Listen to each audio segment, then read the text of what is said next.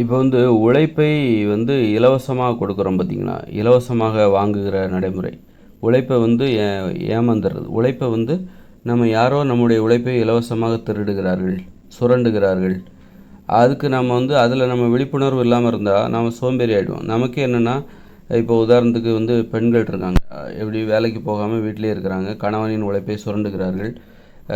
அவங்க வேலைக்கு போக மாட்டேங்கிறாங்க, அல்லது வேலைக்கு போனால் கூட அதில் ஒரு நிர்வாக ஒழுங்கு கிடையாது. அது குடும்பத்திற்காக எப்படி 2 பேருமே வேலைக்கு போகிறாங்க அப்படின்னா கூட குடும்பத்திற்கு எவ்வளவு தேவை அதை 2 பேருமே சரிசமமாக பகிர்ந்து கொள்ள வேண்டும். அதுதான் சரியான நியாயம். அப்படி இல்லாமல் ஒரு கணவன் நிறைய பணம் போடுவான், மனைவி கொஞ்சமாக தான் பணம் போடுவான். இதுவும் ஒரு ஏமாறுறது தான். உழைப்பை ஏமாறுறான். கணவன் தனது உழைப்பை தனது மனைவியிடம் ஏமாறுகிறான். அது மாதிரி ஒரு வேலைக்கு போகாத பெண், அது மாதிரி என்ன பண்ணுவாங்க, பெற்றோர்களும் பிள்ளைகளோட உழைப்பை சுரண்டுவாங்க. அது மாதிரி ஒரு சகோதரி தனது அண்ணனின் உழைப்பை சுரண்டுவாள், தம்பியின் உழைப்பை சுரண்டுவாள்.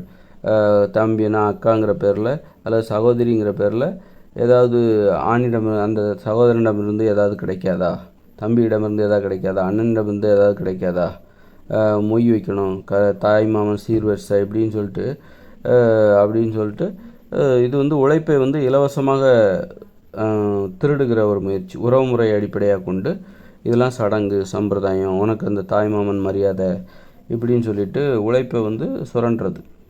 இப்போ இதெல்லாம் என்ன ஆகும் அப்படின்னா, இந்த மக்களுக்கு உழைப்பதில் நம்பிக்கை இல்லாமல் எப்படினாலும் யாரோ ஒருத்தர் நம்மளை திருடிட்டு போயிடுவாங்க, நம்ம உழைப்பை திருடி கொண்டு சென்று விடுவார்கள்.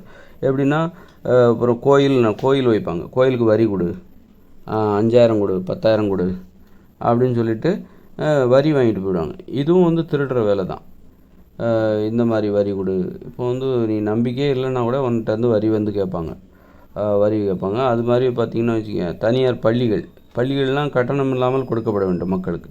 அப்போ பள்ளிகளில் அவங்க அந்த மக்கள்கிட்ட உங்கள் பிள்ளையை படிக்க வைக்கணுமா, 50,000 கட்டுங்க ஃபீஸ் கட்டுங்க, 1,00,000 கட்டுங்க ஃபீஸு இப்படி சொல்லிவிட்டு ஒவ்வொரு வருஷமும் இந்த மாதிரி அவங்க பாதி சுரண்டுவாங்க. மக்களுடைய உழைப்பை சுரண்டுற கூட்டம். அது மாதிரி மருத்துவம் என்கிற பேர் தனியார் மருத்துவமனை என்ன பண்ணுறாங்க, மக்களுடைய உழைப்பை சுரண்டுவாங்க.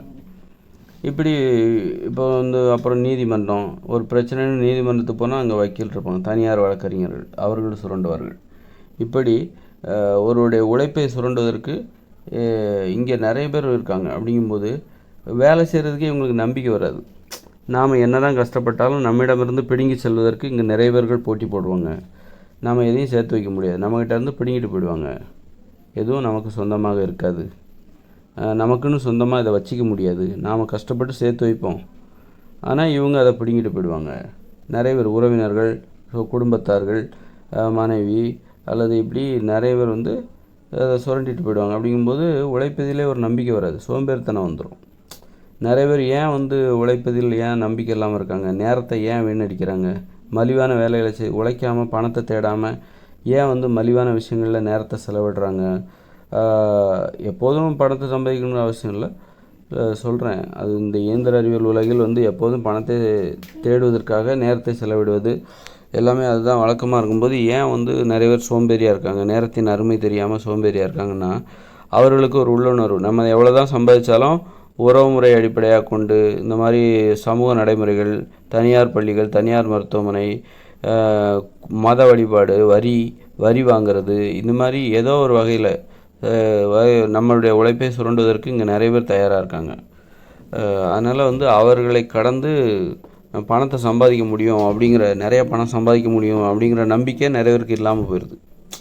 நம்மளால் சேர்த்து வைக்க முடியாது, நம்மக்கிட்ட இருந்தால் யாராவது வாங்கிட்டு போயிடுவாங்க, திருப்பி தரோம் அப்படிங்கிற மாதிரிலாம் இருக்குல்ல. அதனால் சோம்பேறித்தனம், உழைப்பதிலே அவங்களுக்கு நம்பிக்கை இல்லாமல் போயிடும். அதுதான் சோம்பேறித்தனத்துக்கு அதுவும் ஒரு காரணம்.